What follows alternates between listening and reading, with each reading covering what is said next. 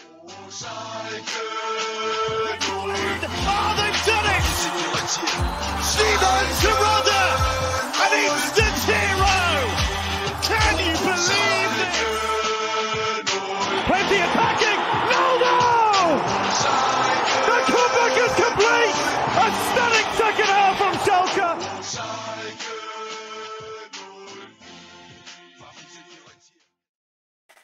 Blau-Weiß sein Leben lang. Herzlich willkommen zurück auf SchalkeMerica. I'm your host, Richard Carmen. I can't even say my own name. What is this? Welcome to the Misery Monday Blues podcast on a Wednesday. Welcome in my co-host, Jack Mangan. Save this podcast, please. No, I mean, normally it's the Twitter handles that trip us up, but we're starting early today. That's fine, though. No, and I can understand that. There's a lot going on at the club over the past couple weeks, particularly this last week. A lot to get to both on and off the pitch. Yeah, but what I'm going to start off with is a little bit of positive news, and probably why I tripped up is because I'm excited. You can see this free here. Let me just hold this up for the OGs. Free Katuchu, new merch in the house. So I'm excited because we got this shirt now for sale, as well as we got one for our angry tree lovers for the Marius Bulter. So you can get those on a giveaway. We're going to do a giveaway on the podcast. Get some good mojo going with the club. So look for that on Twitter. We'll send out a giveaway here this week. Try to get some good mojo going into Werder Bremen this weekend. But yeah, good to have the merch on, because that's about the only good news we've had in the last 2 weeks. Just in time for holiday shopping. And let me tell you, I know what I'm getting everybody in my life this Christmas. A little Free Katuchu shirt, whether they know what that means or not, but they will be receiving. No, I'm just kidding. Looking good, though. Love the design. And obviously a message and a cause that's very near and dear to our hearts here on SchalkeMerica. So yeah, that's right. That's right. But there was a lot of chaos going on. So last time we were here, we talked about a possible replacement for Kramer because he had to go. And then what happened was Kramer fired. Matthias Kreutzer took over. In the meantime, we were looking for a manager. And then the bombshell hit. We were not, I think nobody was expecting this. Came out, I don't know, last Wednesday was? Well, I don't even know what day it was anymore. A bombshell when we all woke up that Rouven Schroder quit Schalke effective immediately.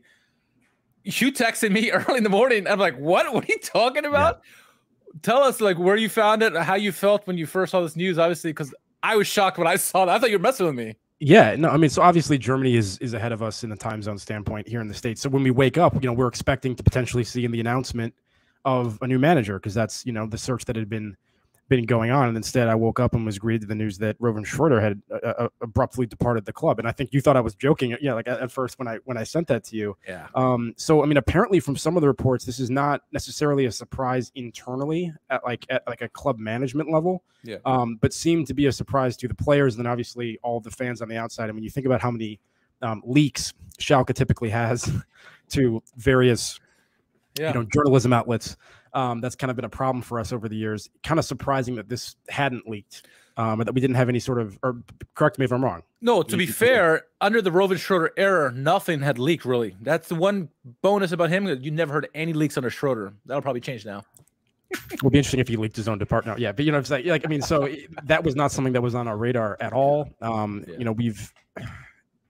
Schroder deserves obviously a ton of credit for what he did last summer, rebuilding, a completely new squad with a limited budget that could compete in this fight to Bundesliga.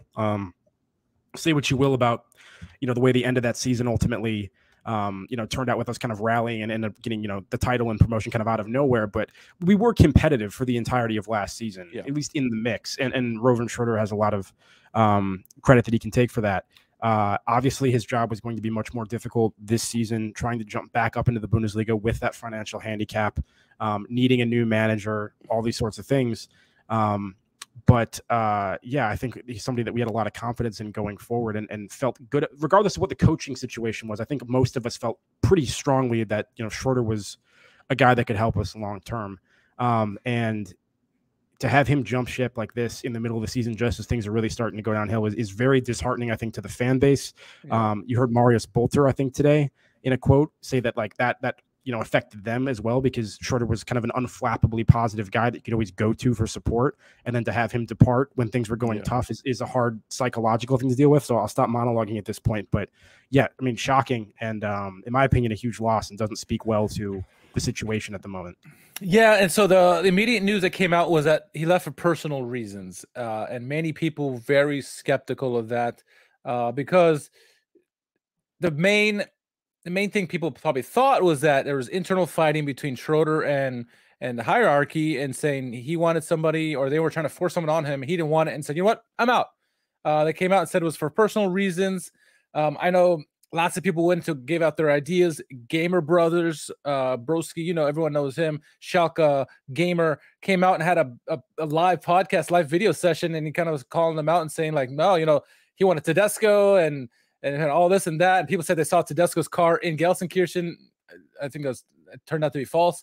But yeah, all these rumors started coming out, and people not sure what's going on. And next, I don't know, what was it, a day or two later, Thomas Reis announced as the manager.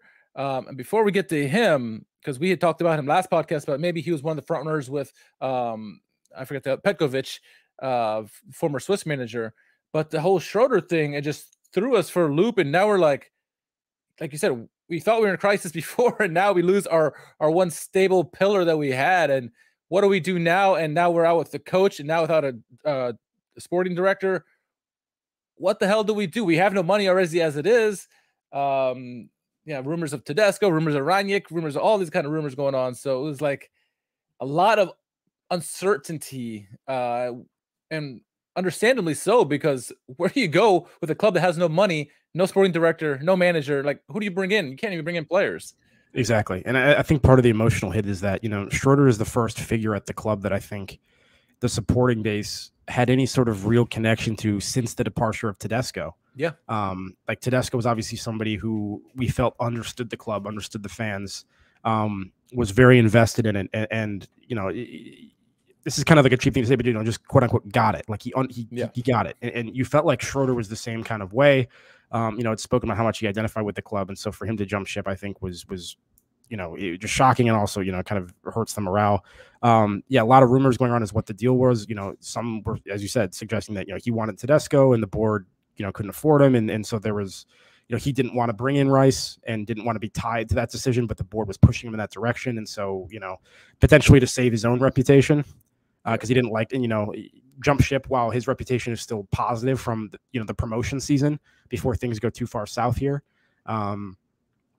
Just a lot of speculation. I already saw rumors that, like Red Bull is interested in him, or sorry, not Red Bull, Rasenball Sport Leipzig, I should say, are interested in him. So maybe there was something already being worked out. I don't know what the situation is, but yes, but now it's, it's Peter Knabel, like, kind of at the helm at the moment, without a sporting director, with a brand new manager, with a January window rapidly approaching. That's going to be very important for this club, particularly when you consider the number of injuries that we have to a squad that was already questionable and on the weaker side in the Bundesliga, certainly to begin with, and is now even further depleted from that. So,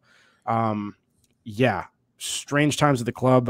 You wonder if there's still some, internal back and forth and a lack of harmony at the managerial level. We talked about power struggles in the past with Tonys and stuff. You would like to hope that isn't happening again, but maybe it is. And anyway, now, we arrive at a point where we've lost 6 games in a row. Yeah, in the Bundesliga. Started off with, I think, 3 wins, 2 wins, 3 draws, 2 losses, something like that in our first 7. Yeah. And since then, it's been completely downhill, and we're in free fall. I don't know, man. It's it's not looking good at the moment. This has been a rough few weeks for sure. El Waflo's in the house. Good to see you, Frikatuchu. It's very trying times, and then we found out about the manager. We had all these ideas swirling around the head, what's going to happen, and then, not surprisingly, I think we kind of all figured this is going to happen. Thomas Reis becomes the new manager, and immediately every Schalke fan was saying, we're behind Reis, as you should be, right? Give the guy a chance. That's all we say. Give the guy a chance. Thomas Reis announced as manager. They decided to have a press conference that day to announce him. Was it a day later or 2 days later?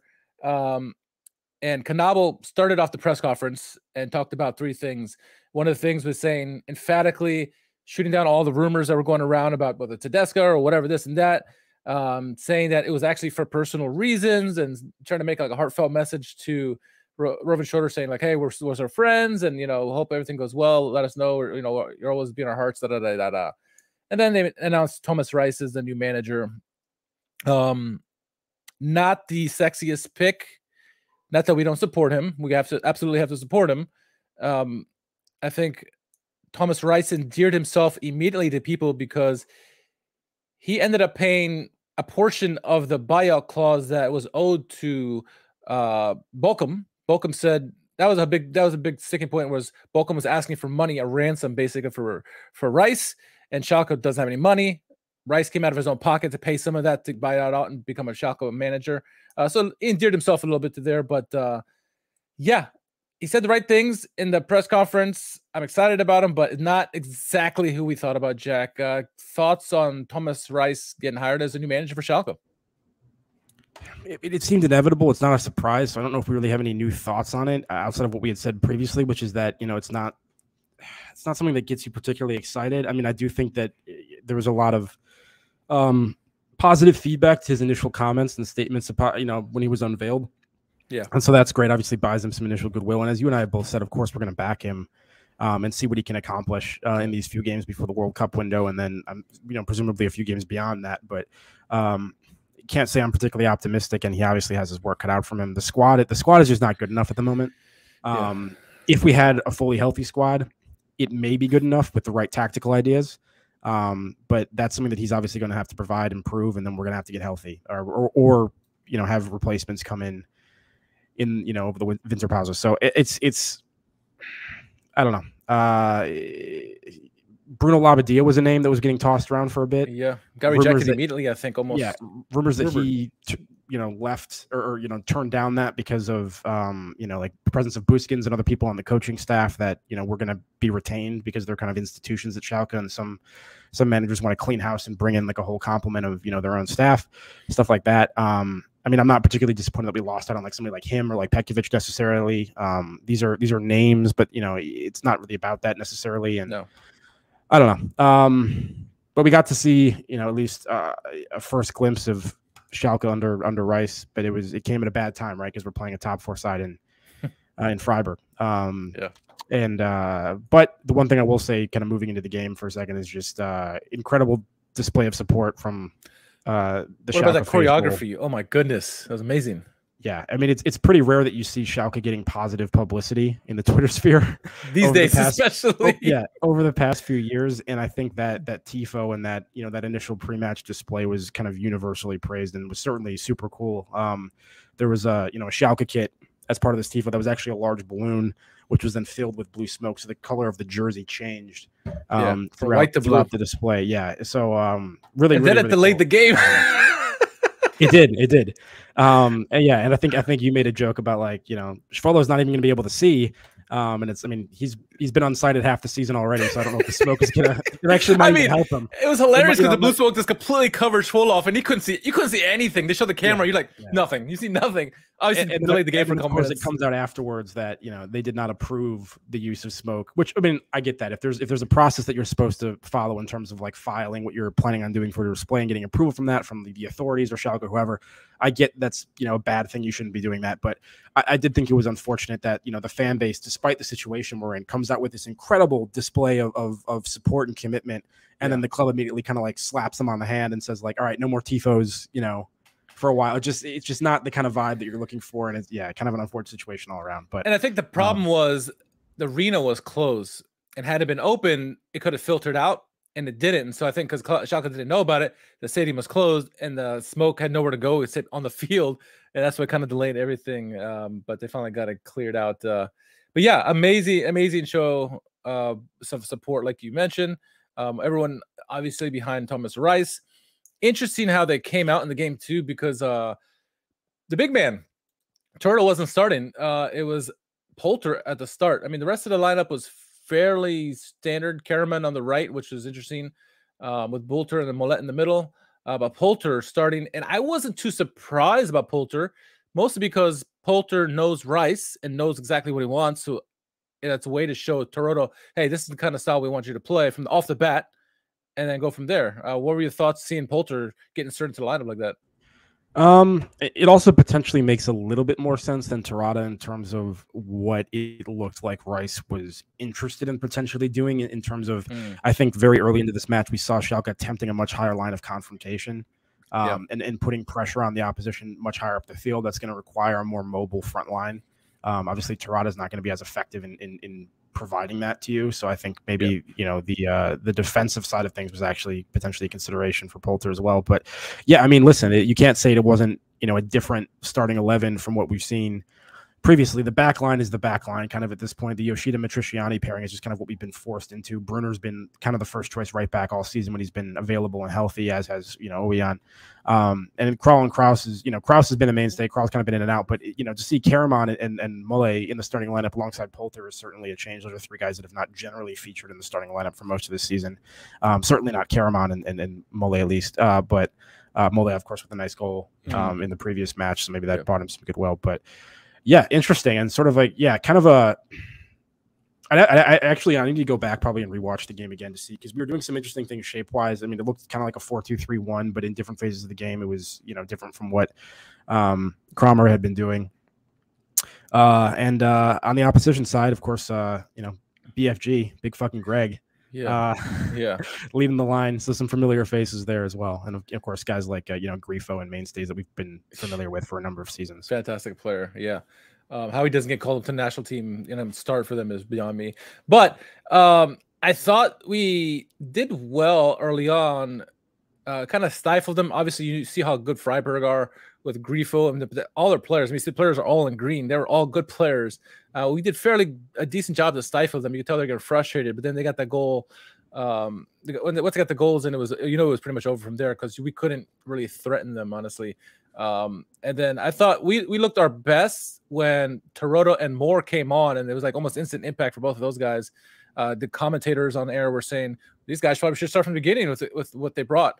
It doesn't mean always translate right. With Salazar, we all talk about being a super sub, and sometimes it works, sometimes it doesn't to start. Never knows. But yeah, I thought both of those guys looked good coming off the bench. But overall, not too dissimilar from what we've seen this season. A little bit better in terms of fight and passion, but still, like you said, we're hurting. We got a lot of guys out injured. Oh, by the way, Thomas Ouwejan picks up an injury. He goes out into 34th minute or something. He's out for the remainder of 2022. So that just adds to the list of misery that we have going out this year. So not other players out for the rest of 2022. We got Leo Greimel out with a meniscus surgery. Kaminsky's still out with his calf laceration, had a surgery for there. Ibrahim Cisse out with a muscle injury. Sepp Vandenberg, and obviously Rodrigo Salazar. That's a lot. We don't have much Bundesliga talent, and a lot of those guys will help us stay in the Bundesliga. So obviously it hurts. We only have about a month left in the season, first half of the season, I should say. So, I mean, a lot of time to get to, but yeah, that hurts to see Thomas Ouwejan go out for, hopefully it's not too long into 2023, but you never like to see another guy go down, especially a guy like Thomas Ouwejan, who he's starting to get back in it, but I don't know. Yeah, I mean, that's the thing, is like definitely not the campaign this season so far that he had last year, not providing, that kind of level of importance to our season. But even so, I mean, especially given, the depletion to our squad overall, that's one of the guys that you would absolutely want to have available, because we know that, what he's capable of and, the quality that he provides. So to lose him on top of everything else is a huge loss. And yeah, it's just my thing. I mean, that's the thing, once again, is like you look at this squad, like, I'm sorry, I don't think Schwallow is good enough at this point. Yeah. Brunner is fine, but on the borderline. Yoshida started off strong, did okay in this game, honestly, overall. But has had some very shaky games recently, and then of course Matriciani. You got to give the kid credit for the effort that he's putting in, and once again, wasn't atrocious in this game either. I mean, I thought like Yoshida and Matriciani overall were maybe a little bit better against Freiburg than they had been. Did you see the statistic they put up for Yoshida right before the goal happened, where it was like he's one of the top ball-winning defenders in the league this season, surprisingly. And then a goal happens against him. To find something out of those positive, probably. But yeah, it's just I don't think the back end of our team is good enough. But then also you look what's going on forward, and like we have the fewest goals scored in the league. Tirada hasn't gotten firing. Bolter really haven't gotten firing. It's just because No. we are incapable of putting ourselves in quality scoring chances. It's even on the offensive end, it's more difficult to determine whether the lack of production is a like a system issue or if it's a personnel issue. And I think it probably is a little bit of both at this point. But yeah, it's tough to see, you know, even with Reis coming in, what he can do to kind of overcome where we are at the moment. Yeah, and also another injury, Mehmet Aydin, he got injured. We don't know how serious that is. It's not as serious as the other ones we just mentioned. Some of the positives, at least from the team selection, we saw 3 Kanapachmita players. Sidi Sane, finally saw him on the bench. We also had Julia Schell, excuse me, and who was the other one? Kareem Çalhanoğlu, right? So, and he got to see a bit of him after Ouwejan went down injured. So, that's positive, I guess. I kind of agree with Dirk. We need to get some passion somewhere. And the Kanapachmita players seem to be doing well. We don't want to take from them and put them in a situation where they could not be successful. But why not? We need a spark offensively. Like you said, we're struggling. We're woeful. Maybe one of these young guys can help, at least with pace. Right? We're relying on Kramer, a big guy, to be our right winger. I'm like, come on. Well, you know, we've talked about how I think in a 2-striker pairing, Bolter can kind of drift out into wide spaces sometimes and be effective there. But I don't know if you want Bolter to just, with his pace either, to be a straight up winger. And like you look at the system, kind of once again the general shape that Reis is setting us up in, and you have Kramer and Bolter as wingers, and it's just I don't know. And I'm not saying that you want somebody like Robbie Matondo, who's just like all pace and like no decision making or like touch. Like there has to be sort of a middle ground somewhere, in terms of like effective wing play to be able to provide some service to the people that you have centrally that need to get on the score sheet. So, yeah, I don't know. I'm kind of a broken record at this point, but I'm just at the start of the season. Once again, when we were healthy, I thought with the right tactical ideas, we had enough to survive and stay up.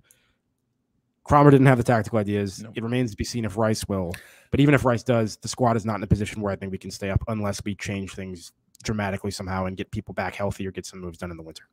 We're going to come out with a little Reis analysis video just so we can dig deeper who he is, coming out shortly, and reasons why to be hopeful for why maybe he is better than Kramer going forward. I will say this.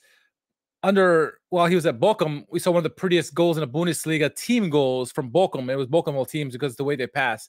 But that'll be coming here on the horizon. And take this for what it's worth. I play with Schalke and Football Manager, and I have Bolter as a second striker to Tirada, and Tirada has like 9 goals in like the first 7 games. So, just take it for what it's worth. Well, clearly Schalke hired the wrong manager. Clearly. Should have been Richard Carmen. Or Carmen, as you said at the top of the podcast, whatever you said. So whatever I said, yeah, I don't know what I said. So I just ramble and talk, don't even think about what I say. Yeah, so next game is against Werder Bremen, but I mean, still the elephant in the room is this whole Schroder situation, and I think until that unveils itself, and I know it's going to come out eventually, whether he gets signed with Leipzig or something, someone's going to say something eventually, and we're going to find out the truth. I don't think many people buy he left for personal reasons. I mean, probably was personal reasons. I hate you. I'm leaving. So that's what I wanted to address. So first of all, I want to just say this clearly. If it is actually the case that Schroder left for personal reasons, whether it's burnout, whether it's, some sort of mental health things, a family issue, anything like that, of course, in that situation, we wish him the best. Yes. And honestly, regardless, we wish him the best because he was hugely instrumental in getting us where we are today and took, a massive undertaking. That being said, I don't think we can be blamed for being cynical when in the midst of a managerial search, out of nowhere, suddenly your sporting director just up and leaves. Yeah. Like the timing of that is far too suspicious and speaks to some sort of, once again, internal power struggle between, Schroder clearly has ideas about what he needs to do to secure the safety of the team and probably feels hamstrung by management. Now, is management necessarily in the wrong? Not necessarily. I mean, we talked about issues like, selling Itakura. Like, I understand the trajectory that they're trying to put us on to be stable and not fall into the similar situations. But obviously there's going to be a conflict with anyone that's trying to build a squad, against the financial realities and the ultimate, goals and wishes of a sporting director. But Yeah, very strange situation, and something that I think needs to be addressed very quickly in terms of getting a replacement and a competent replacement. I do not want to go into the winter window with Peter Knobel kind of leading the scouting decisions or whatever's taking place. Haven't you heard that with the newfound money of the sale of Amin Harit, we have a whole €3.5 million to get reinforcements? Who the hell are we going to get with $3.5 million? Rouven Schroder. I mean, I also saw a report that we'd already budgeted for that. So it wasn't like a new windfall. I could be wrong. I saw some report that's saying like that was already, that expectation of that coming our way was already something that we had been using to make moves. So I don't even know if that's new funds for us. Yeah, no, that's true. Yeah, I would think if Schroder had disappeared for a couple of days, and then he came back and said, I'm out. We'd probably like, okay, that sounds like personal reasons, right? You hear all the time where managers disappear for a couple of days. Tom Brady left for 11 days right in the NFL. And you find out personal reasons. But, to have it so abruptly, like you said, in the middle of a managerial search, literally talk to the press one day, a couple hours later, I'm out. It seems a little fishy. We'll see. I mean, like I said, either way, wish him the best wherever it happens. I would imagine, this is me, if it comes out and it was something conflict of interest or whatever, at least with a start, with people not knowing all the information, they're going to back Rouven Schroder, I would guess, because of everything he's done to us. How you said we felt so close to him. He felt like he had it, right? He got it. But, like you said, anything could happen. We don't know exactly what's going to come out, but it's not done by any stretch. And I'm curious to see what happens with it, just to find out what happened, because I think the last thing I want to do is not know.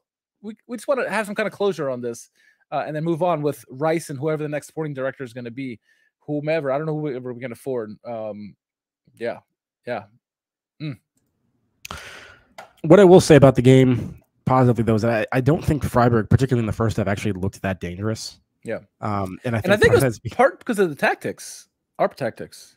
I mean, to some extent, but that's the thing is, like, we started off with this highlighted confrontation, but then we quickly kind of got away from it. We kind of went back and forth at various points of the game where it seemed like we were kind of buying into the emphasis. And then, I mean, like, and you look at the first goal that's ultimately scored, it's almost a carbon copy of a goal that was scored against us recently, where a ball kind of gets crossed into that wide left space. And then, multiple Schalke players just backing off of Grifo and allowing him the space to get a shot off. And of course, Schwallow beaten again on that. And I mean, credit to Grifo, but disappointing the way that went in, because it's almost. I mean, am I making that up? Is that not almost like a carbon copy? I forget what. Yeah, game no, that it is. Yeah, no, it is. Copy of the goal that was scored very recently.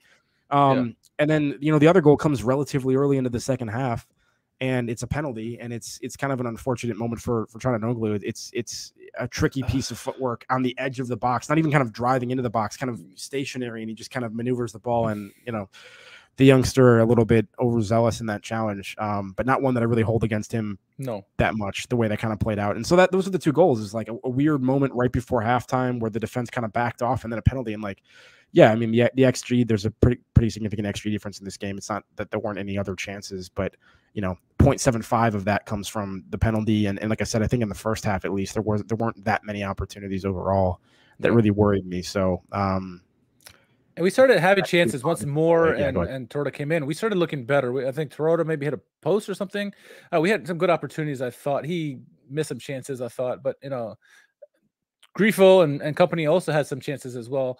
We did good to stifle them, I think, overall. But, again, this is a top 4 team that we're playing against, and that's kind of hard to ask for a new manager with the team disheveled, with players missing, no sporting director, chaos everywhere. Sure. It's hard to ask for. And then now we got Werder Bremen, who in theory we should be, fairly close to, because we both came up together. But this year, they're in your European spot at the moment, I think, and we are in Zweite level. So yeah, I mean, Bremen's definitely in the top 10. I forget where they are off the top of my head at the moment, but I think they're definitely in the top 10. 8th, I think. Yeah, 3 wins in their last 5. Like I said, as opposed to us dropping 6 in a row, 7 if you include that second game against Hoffenheim in the DFB Pokal. So definitely, as you said, in different form in this first season back. Yeah, so they're in 8th. We're in 18th. Goal differential -17 for us and 3 for them. So yeah, we'll see. We'll see how we come out with this. For Rice, another opportunity. I think the interesting thing too is that with the hiring of Rice, it was also it was guaranteed about the second division. Just the fears in case there's a relegation. Reis will still be the manager then. And you know, Reis did a great job with Bochum getting them from the second division up to the Bundesliga. I think they won I would think they won the league when he was with them manager. But we'll see. I mean, he needs bodies. You know, he can be properly assess a manager. They need to have bodies, but then again, ultimately it's about wins and losses, right? We didn't give Gross and Baum and all those guys a break because they had bad players. No, for sure. You got to get the job done. So I don't know. Yeah, I mean, I guess the only difference is, I mean, like, so first of all, this first game I'm throwing out entirely because I don't expect Reis to be able to come in and have an impact against the team manager like Freiburg. Yeah, I mean, it's like it's too soon to be able to kind of like judge that first performance, I think. But what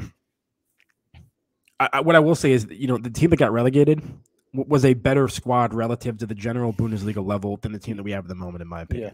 Yeah. So I understand that sentiment that you just laid out against, you know, about Baum and you know, Christian Gross, whoever you want to throw into that conversation. I can't believe that he was still manager for some period of time. What was going on there? But yeah, it's just I think I've officially reached a point in the season where I'm not very optimistic. So hopefully we can turn it around. Be nice if we could have nice things for a little bit more of a sustained period. We had that brief moment in the sun with the promotion, which was huge and was great, and it's going to be a memory that carries me for a while. But now we're fully back into hashtag, you know, chaos club mode. After a middling but, you know, reasonable start to the season overall in terms of results. So hopefully we can put a stop to it. Hopefully the World Cup break gives him an opportunity to work in depth with players that are not with their national team and try to really embed and ingrain some of those tactical ideas in them, because he's going to have an opportunity that he typically wouldn't have, I think, in a lot of ways in terms of like a time period to really work with people without games in between. So if you want a fun meme to follow the Schalke 04 memes on Instagram. And you can't see this, but it's a picture of Undertaker covered in purple smoke, and the caption is Schwoloff after the choreography in the goal. It's pretty funny. I do want to give a shout out. You mentioned about some, you know, good times. Good times or bad times. Tony W always seems to comment on our podcast, on our posts on YouTube, and he's always giving good comments, lengthy comments, but good comments. So I want to give him a shout out too. I feel like I don't give enough comments for him and anybody who gives comments really, but I just want to give Tony a special shout out in this one. But yeah. And to Eric's message in the chat, only Yoshida. He's the only person I think I've seen so far that's confirmed as going to one of the World Cup squads. I may have missed somebody, but yeah, I think he's definitely on his way to the Japanese squad. Yeah, I think he's a captain of the Blue Samurai. Trying to look at the lineup real quick. No. Kraus maybe with the under 21s. That's about it, honestly. Rodrigo Salazar had a chance, but he got injured, so he's probably definitely out there. Kaminsky maybe with Poland, but I doubt it. I don't even think Poland made it, honestly. So yeah, nobody. We were hoping Toronto from Germany, but that's out the window. So, and to David in the chat, hey, I appreciate that somebody's optimistic and positive. I think Richard and I, as a general matter of course, try to stay that way on this podcast as much as possible, and not kind of buy in and feed, you know, some of the negativity that can be prevalent in the Twitter sphere and elsewhere in online spaces among the supporter group. But I don't know, like I said, it's reached a point where I just look at and trying to be as realistic as possible. I just don't know if I see it at the moment. So yeah, plenty of time for Reis to turn something around, plenty of time to get players back. And as you said, you know, the safety spots are very much still within touching distance. It's not, you know, mathematical impossibility or an unlikelihood even by any stretch of the imagination, but it's just a question of, you know, do we have the personnel to get it done, whether that's, you know, the players or the managers, and that remains to be seen at this point. So yeah. And not speaking of early, we're giving you an early heads up that there is a giveaway. We're going to give away on Twitter, probably do it on Instagram as well, but the new merch is out. Free Katuchu. We got the other ones. We'll send the link out. Giveaway. All the OGs who know about the Free Katuchu hashtag that we had, you know, that's for you. But look out for those giveaways. We're gonna try to instill some good mojo, some positivity, as David was trying to hint to for the club, and hopefully it leads us well this Werder Bremen game. But hey, I'd take Katuchu in the squad right now. I would too. Haji, right? Hey, that boy's been doing some good stuff since he left. Let's not get it twisted. Yeah, he's it's funny that finally. So Two former Schalke players, so I guess one is technically currently a Schalke player, maybe both of them are leading the goal scorers in the Zweite Liga. Steven Skripski leads the league in goals, and Marvin Pieringer, who's on loan, is in the top 5. Both of them scoring a lot of goals this year. So I think you and I were both disappointed when we loaned out Pieringer for this season, because I think we thought that I mean, based on what we saw from him in the second division, which once again, kind of a supporting character last year, but I don't know. I think we could use him at the moment. Yeah. He played well as that second striker as well. Could bring back Cherlin. Itakura is injured, but nonetheless. My main goal for this Werder Bremen game is, can we string some passes together in transition? Yeah. Can we play the ball to a teammate? I mean, like, just the number of moves that break down do anything offensively when we regain possession is just, it's atrocious. And once again, at some point, it just becomes a personnel issue. But like, I find it hard to believe that some of the guys on the team are just not capable of stringing a few passes together. It's wild. But so this graph is interesting, right? Majority of our shots come from the left-hand side, which is Thomas Ouwejan's side, right? And I understand why that happens. It seems that right side is completely devoid of any shots. I get a lot of long shots, and you understand with Moled and Flick and guys like that, and Kraus. But the right side, just like no attention at all. And you see Freiburg's side, it's spreading it out. We need to do better on the offensive end to have any kind of shot. You're not going to win without any goals. Draws are nice, but this point, we need to get points. We need to catch up, because the season is long, but we have, it's close at the moment, and we have to strike while the iron's hot, because if the gap starts pulling away, we have no shot of getting out of relegation spot. Right now, it's okay. We get a win, we're out of the relegation zone, and a couple of wins, 2-3 wins, we're close to mid-table. That's where you want to be, but this takes that one, and let's see what it could do with Werder Bremen, because I agree with you. String some passes together, get some shots off, find a way to get that final third, get some scoring opportunities, and then I don't know what the answer is for goal. I heard a rumor before this game that the third string keeper was going to be the starter.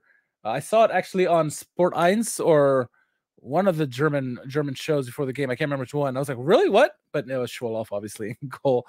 So are you surprised about that? Are you surprised the change hasn't been made? And how short do you think the leash is at this point? Or do you think that, even with Reis taking over the managerial spot, that he's looking in training and kind of seeing the same things the previous regime was seeing? Or perhaps is Reis, not trying to shoot Schwoloff's confidence immediately, and is just going to say, hey, you're the starting goalkeeper, I'm going to give you a chance to turn it around before he does anything. I think it's the latter. I think he's like, I don't want to mess with anything right now. I just want to see it for myself and make my own judgment. And that's also why I thought he put in Poulter. It wasn't because he thinks Schroder sucks. It's because Poulter knows the system, knows what he wants, and he can do it right off the bat. And just kept. Well, that was my question though, is because like Karaman and Mole are changes. True. So like there are changes in terms of the selection in some areas of the pitch. I understand the goalkeeper is a little bit harder to rotate and less likely to rotate than other players. You know what I'm saying? I thought I heard. I was expecting Fairman 100% to be the goalie in this one, but it could be that he didn't want to change anything right away, and maybe there's an injury that we didn't know about with Fairman, why he had no choice but to go with Schwoloff. I don't know, but I was surprised to see Schwoloff. But looking at hindsight, seeing the Poulter start, I was like, maybe not so surprised, but we'll see. I imagine it's a short leash. It better be a short leash. The leash is gone for us, all the fans. So I don't know. Zidane Zane for president. That's all I got to say. No, I'm just kidding. Zidane Zane for some goals at least. Although I think it'd be hilarious if he actually did start getting minutes and somehow became like the hottest thing in the Bundesliga. I think that would be amazing. But yeah. Not holding my breath on that one. But weren't we struggling? And I say struggling, not compared to like now, but back then. And then Leroy Sané came in and kind of just, oh, look, hey, and he kind of beat Real Madrid, right? Because what Schalke used to do is, instead of, actually building a squad that was capable of competing, we just consistently like filled the gaps with youth players and that just kind of like helped push us along. And now we're in a position we probably need the youth players to save us. I mean, work with him, Draxler, Rakitic, Ozil. I mean, you go on and on and on and on. Goretzka. Dealt class. Yeah. So Max Meyer. What a guy. Where's he at this point? Brazil? I have no idea where he's playing. Brazil national team, starting striker. There you go. Yeah, sure. I got nothing else for this podcast. Max Meyer came up. Podcast is done. I got nothing else. I mean, we talked Schroder and the what the hell is going on. And like I said, I think that was the bigger news than the Reis thing, because the Reis was a conversation preseason. It was a conversation, before Kramer even got fired. Yeah, Hovedez from Eric Houston in the chat. Yeah, it's the Schroder thing was the craziest thing, and the thing that actually makes me more concerned because once again, I think this mid-season window is going to be important in terms of maybe even getting some loan players in, whatever we can do to bolster the squad. And I felt confident with Schroder at the helm, and now that's very much a huge question mark that I didn't think we were going to have to be worried about. Yeah, because we're not. He said Peter Canabo said the search for expect the new guy to come in hopefully by June. I think he said. What did he say? I don't remember what he said now. But he's. I don't know if I said June.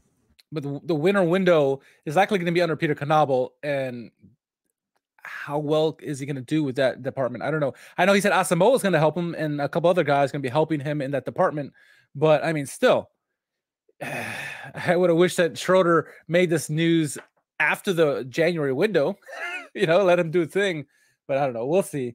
That is the most concerning. I think the most noteworthy thing that happened in the last couple of weeks, and we'll see how it goes with Werder Bremen. Hopefully Reis can get these guys to play a little bit better here. Hopefully get a win or something, get some goals. But yeah, we'll see. Got 4 games left. 2 of them are winnable. This game and Mainz. Bayern's the last game. Is it 3 games left? 2 games left? 4? I don't remember anymore. I should know this. Hey, the good news is this is SchalkeMerica, and we will have the U.S. men's national team to disappoint us in the World Cup and distract us from Schalke's disappointment, which will be a nice and welcome reprieve. So, yes. Our remaining 3 games: Werder Bremen away, Mainz at home, Bayern at home, and then we go into the big break. 2.5 months, something like that. The first game after the Winterpause is away at Frankfurt on January 21st. Jack, I'm gonna forget what you look like if we wait till then. Probably not a bad thing, honestly, for you. Give your eyes a rest. It's not a pretty sight, but yeah. Schmidt says Bayern's gonna be a win. I'll take it. Darth Von. Later out, but I know I really appreciate your show. Thank you. I look forward to seeing your channel and possibly having discussions with other team fans. Thanks from DFB. Oh yeah, look at that. Dallas Fort Worth. Appreciate the comment. And yes, we do need to start doing more collaborations with other podcasts and get some more guests on. This has been that's our goal for 2023. We'll see. No, we should do it. I agree. All right, Jack. Let's just wrap this one up. There's not much else to say other than what the hell with Rouven. So, where can our followers find you on social media? At JMMangan, JMMANGAN on Twitter. Nailed that one. And obviously go get yourself a free Katuchu shirt. I certainly will. Beautiful. It's the solution to our season, honestly. Let's bring Ahmed Katuchu back. Support the club, support the podcast. Stay tuned for the giveaway. We will be announcing the giveaway for these nice free shirts this week, tomorrow, before the game. We want a good mojo heading into the game. And we'll tell you also where you can get all the merchandise if you want, whatever. You can follow me if you want at @R_KHARMEN. Follow SchalkeMerica on Twitter, Instagram, Facebook, and YouTube. Make sure you like the video if you're watching on YouTube. Subscribe, please. It would help with algorithms. Get us out to more Schalke fans. We'll try to start doing this in German. No, I'm joking. We're going to be continuing with our English. They got the German guys doing their thing, but we need the German support too to help us, right? And at least the subscriptions anyway. So we'll catch you in the next podcast. Maybe next watch along if the equipment wants to behave. That's what the issue was last week. So that's my goal. Anyway, for Jack, I'm Richard. We'll catch you soon. Glück auf.